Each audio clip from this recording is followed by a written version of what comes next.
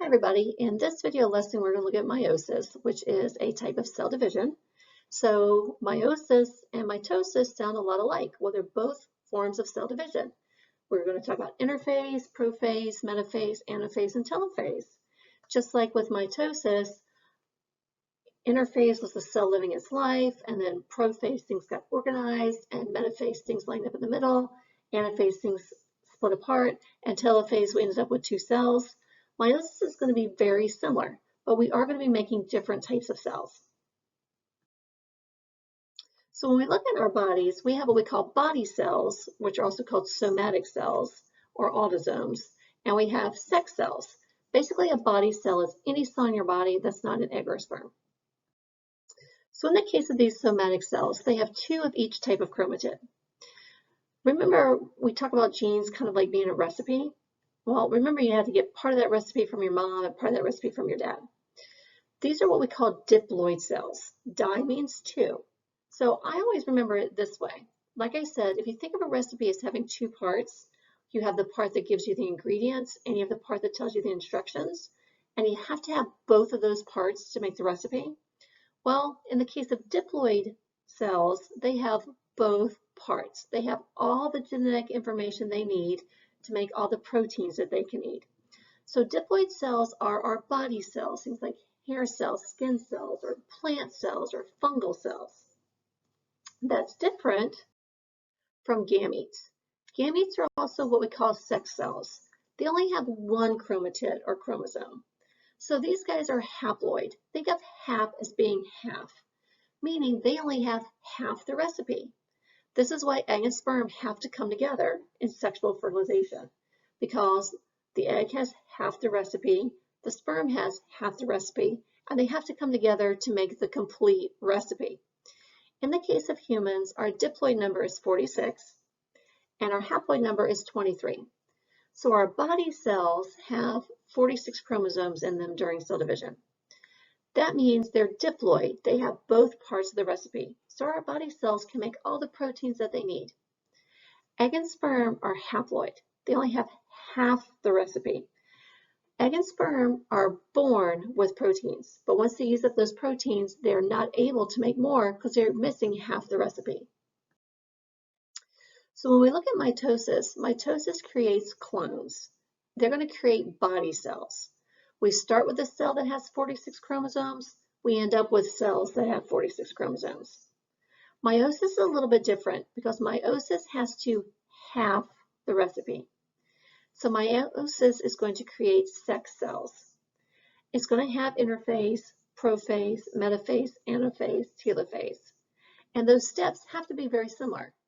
I mean, we couldn't call prophase and meiosis prophase if it wasn't very similar to prophase of mitosis. However, meiosis has two divisions. So we actually are going to end up with 4 cells, each with half the DNA. So like we mentioned as a review, mitosis produces somatic cells. It's going to make 2 daughter cells that are identical to the parents. It's going to create clones. It's going to start with a diploid cell, and it's going to make diploid cells. And there's a typo in there, right? So you're going to end up with both sets. You're going to have all the recipes you need. And this is needed for repair and growth. What we're looking at in this video is meiosis. It's going to produce sex cells. In this case, the parent's going to divide twice, and we're going to end up with 4 unique daughter cells. When we do mitosis, we're making clones. We need to make sure that these cells are twins, and we need to make sure that these cells are exact copies of the parent. Nature, when it comes to creating new individuals, when we want to repair cells or grow, we need to make sure our cells are all the same. But when it comes to creating individuals, nature doesn't want clones. Nature wants things to be different. This is what we call genetic variation. This is why, in all honesty, there's not a lot of twins out in the world. Okay? Nature likes things to get mixed up a little bit. So in the case of meiosis, we're going to make unique daughter cells. This is what we call heterozygous. Hetero meaning different. So theoretically, ladies, every single egg you have is different. Theoretically, gentlemen, every single sperm you ever make are different. And these cells are going to be haploid. they're going to have half the genetic material. And again, this is why egg and sperm have to come together for fertilization, because the egg has half the recipe, the sperm has half the recipes. So in the case of females, eggs are produced in the ovaries, and in males, sperm will be produced in the testes. And then you have to have sexual reproduction, which is the production and fusion of the gametes in order to create a cell that has the DNA and all the recipes it needs to create proteins. And when that sperm fertilizes the egg, we get this thing called a zygote. So let's look at meiosis. Meiosis produces gametes with half the number of chromosomes. Again, they're only going to have like half the cookbook. This is why your egg and sperm have to come together. And theoretically, every egg that a female makes is different, and every sperm a man makes is different. This is going to allow for genetic variation. When it comes to creating new organisms, higher level organisms don't really like to make clones.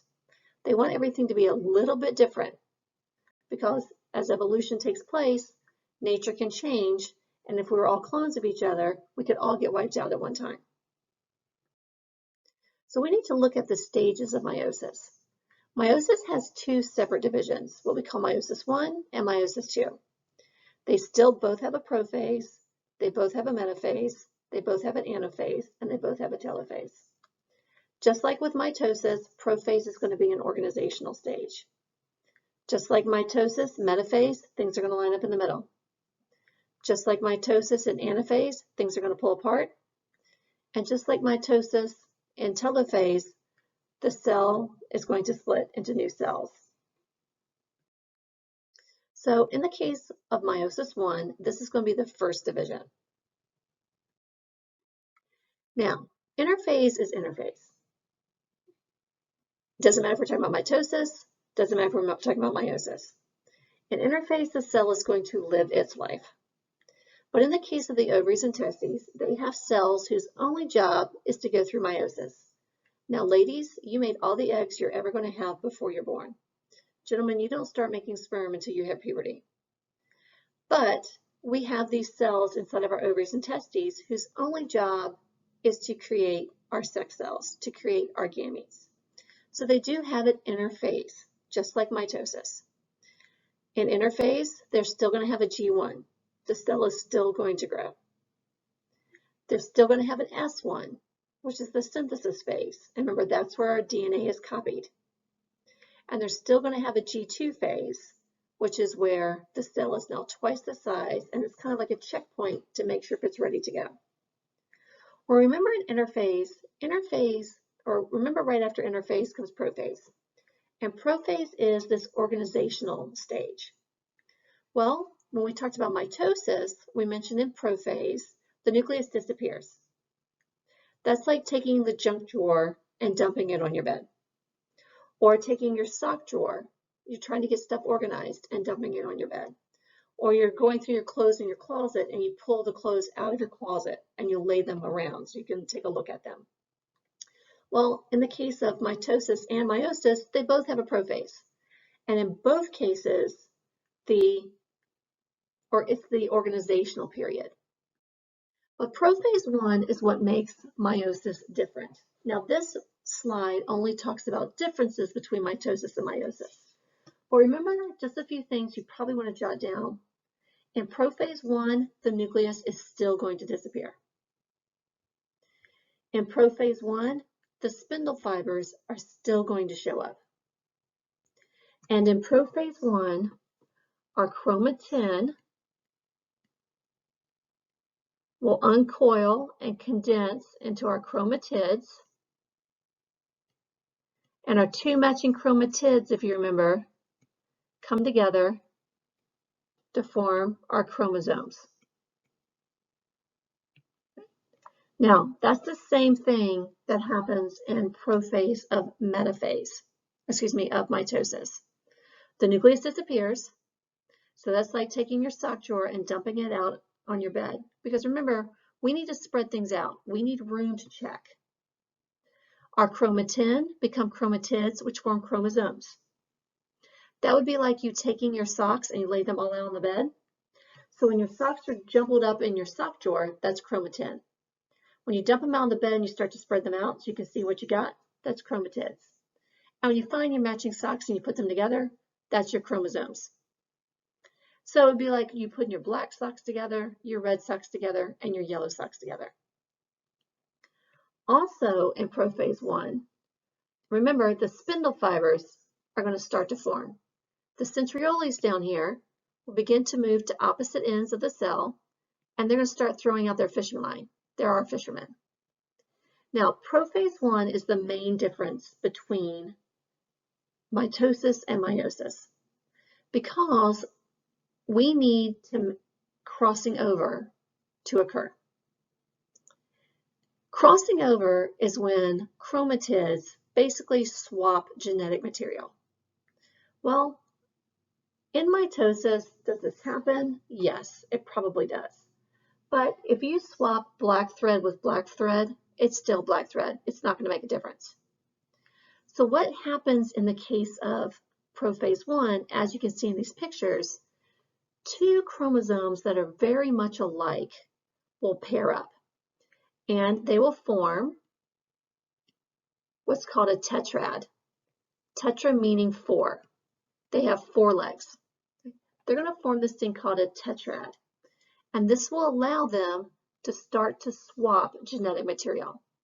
Now, if 2 black strands swap genes, doesn't matter, still black. If 2 red strands start to swap genes, doesn't matter, it's still red. But if a red and black gene start to swap genetic material, this is where we're going to end up with heterozygous cells. Remember, hetero means different, because in the end, when it's all said and done, I'm going to end up with one egg that has an all red piece. I'm going to end up with another egg that's half red and half black. I'm going to end up with another egg that's all black, and I'll end up with a fourth egg that is black, oops, I drew in the wrong place, and red. So this is how we're going to end up with heterozygous cells. In the end, we don't want clones. We want all of our cells to be a little bit different. So we're going to divide twice. We're going to end up with 4 cells, and you can see here that because of crossing over, our cells are going to end up being all genetically different. You can also kind of see it here in these pictures. So once everything gets organized, metaphase is still going to happen. But remember, in mitosis, metaphase, the individual chromosomes lined up in the middle. Well, notice in metaphase 1, the tetrads are going to line up in the middle. And you can see here in this picture how crossing over has occurred. You can see that one piece is blue with a little bit of yellow, and another is yellow with a little bit of blue. And then one is green with a little bit of red, and one is red with a little bit of green. This is what we call crossing over, or a synapse. This is going to allow for genetic variation. So like I mentioned, in metaphase of mitosis, the chromosomes lined up. Here in metaphase 1, you can see that the tetrads line up. Anaphase is still anaphase, but with anaphase, remember, things get pulled apart. Still happens. If it didn't, we couldn't call it anaphase. But in the case of mitosis, remember, we had the chromosome, and it would get split. So one chromatid is here, and one chromatid is here. This chromosome would get split. So one chromatid is here, one chromatid is here. But in the case of meiosis, the tetrads are what gets split. So remember, I have a tetrad, and I'm not showing crossing over here just because it's easier. So I have a tetrad, and it's going to split. So one chromosome is here, and one chromosome is here. So it's still anaphase. Things are still going to get pulled apart. However, I'm pulling apart my tetrads. So I'm still going to end up with chromosomes going to either end of the cell. And if you remember, this causes a problem. Because in order for a cell to make a protein, DNA cannot be in chromosome form. We have to have chromatids. So in telophase 1, just like telophase of mitosis, the nucleus is going to come back. The spindle fibers are going to disappear. But remember, in mitosis, the chromatids got all tangled up again to form my chromatin. Well, I can't do that yet because I still have chromosomes. And DNA will not work when it is in chromosomes. So here I'm going to have two new cells, and they realize I can't do anything. I can't make proteins. My DNA is not in the right form. So we have what's called interkinesis. Inter meaning between, kinesis means the split. This is when the cells are figuring out, wait a second, I can't make proteins because I don't have chromatin. So it's kind of like interphase, meaning the cell's just kind of sitting there trying to figure out what's going on. But once it realizes, oh my gosh, I can't make proteins. Remember, if a cell can't make proteins, that cell's going to die. This will cause it to do a whole nother division. So we have Meiosis II. The second division of meiosis is almost identical to mitosis, except for the end product. So Prophase II, the spindle fibers are going to come back again. The nucleus is going to disappear again.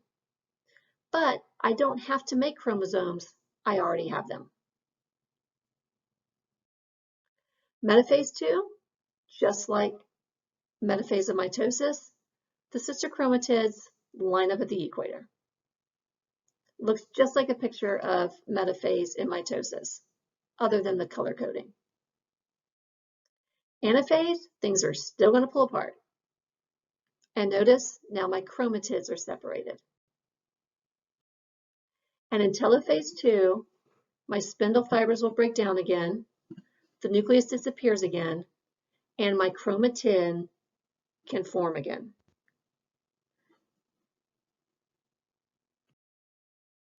And then I have cytokinesis, my cytoplasm will divide, and I'm going to end up with 4 unique haploid cells. Unique means that they are heterozygous. As you can see in this picture here, I'm going to end up with 4 eggs or 4 sperm that are genetically different from each other. So we have new genetic variation, and this is incredibly important for the survival of our species.